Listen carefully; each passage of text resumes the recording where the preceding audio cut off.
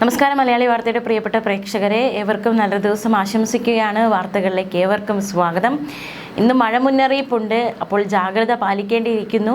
മഴ മുന്നറിയിപ്പാണ് വിശദമായി ആദ്യം തന്നെ നോക്കാൻ പോകുന്നത്. വരുന്ന 3 മണിക്കൂറിൽ എറണാകുളം, തൃശ്ശൂർ ജില്ലകളിൽ അടുത്ത 3 മണിക്കൂർ മാത്രം ഓറഞ്ച് അലർട്ട് പ്രഖ്യാപിച്ചിരിക്കുകയാണ്. ഈ ജില്ലകളിൽ അതിശക്തമായ മഴയ്ക്കും മണിക്കൂറിൽ 50 കിലോമീറ്റർ വരെ വേഗതയിൽ ശക്തമായ കാറ്റിന് സാധ്യതയുണ്ടെന്നും കേന്ദ്ര കാലാവസ്ഥാ വകുപ്പിൻ്റെ മുന്നറിയിപ്പ്. റെഡ് അലേർട്ട് ഉണ്ടായിരുന്നു. കഴിഞ്ഞ ദിവസം മലപ്പുറം, കോഴിക്കോട്, വയനാട് ജില്ലകളിൽ റെഡ് അലേർട്ട് ഉണ്ടായിരുന്നു.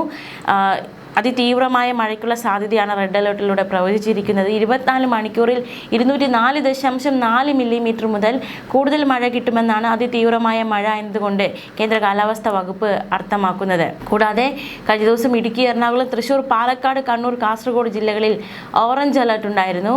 മഞ്ഞ അലേർട്ട് ഉണ്ടായിരുന്നു. പത്തനംതിട്ട, ആലപ്പുഴ, കോട്ടയം ജില്ലകളിൽ മഞ്ഞ അലേർട്ട് ഉണ്ടായിരുന്നു.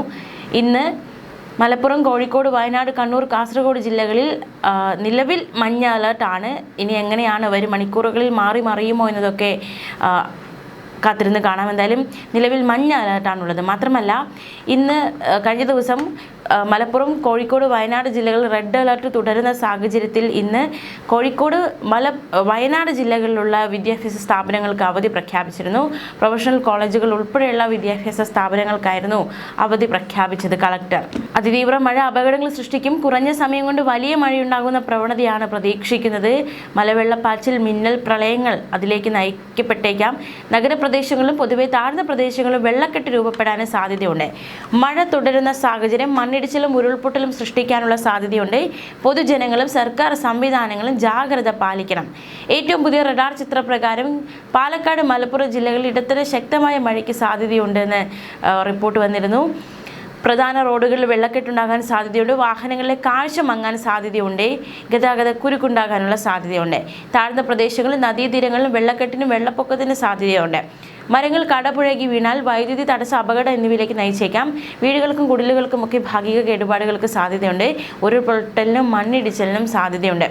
ഇനി നമ്മൾ നോക്കാൻ പോകുന്നത് എങ്ങനെയാണ് മത്സ്യത്തൊഴിലാളികൾക്കുള്ള ജാഗ്രതാ നിർദ്ദേശം എന്നാണ്. കേരള, കർണാടക, ലക്ഷദ്വീപ് തീരങ്ങളിൽ ഇന്നും അതായത് മത്സ്യബന്ധനത്തിന് വിലക്ക് ഏർപ്പെടുത്തിയിരിക്കുകയാണ്. ഇന്നലെയും ഇന്നും ഒക്കെ മത്സ്യബന്ധനത്തിന് വിലക്ക് ഏർപ്പെടുത്തുന്ന സാഹചര്യം.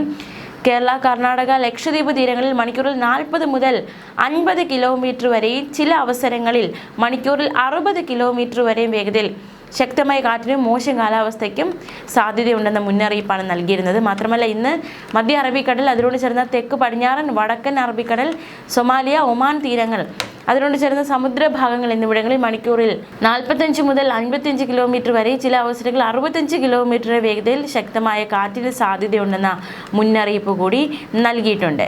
കൂടാതെ വടക്ക് പടിഞ്ഞാറൻ മധ്യപ്രദേശിനും അതിനോട് ചേർന്നുള്ള തെക്ക് പടിഞ്ഞാറൻ ഉത്തർപ്രദേശിന് മുകളിലായി ശക്തി കൂടിയ ന്യൂനമർദ്ദ മേഖല സ്ഥിതി ചെയ്യുന്നുണ്ട്. ഇത് കുറച്ച് സമയത്തേക്ക് വടക്ക് പടിഞ്ഞാറ് ദിശയിലേക്ക് നീങ്ങാനും അതിനുശേഷം ദിശ മാറി വടക്ക് കിഴക്ക് ദിശയിലേക്ക് സഞ്ചരിക്കാനും സാധ്യതയുണ്ട്. ജൂലൈ 8 മുതൽ ജൂലൈ 12 വരെ തീയതികളിൽ കേരളം, മാഹി എന്നിവിടങ്ങളിൽ നേരിയ മഴയ്ക്കും ഇടത്തരം മഴയ്ക്കും സാധ്യതയുണ്ട്. ന്യൂസ് ഡെസ്ക്, മലയാളി വാർത്ത.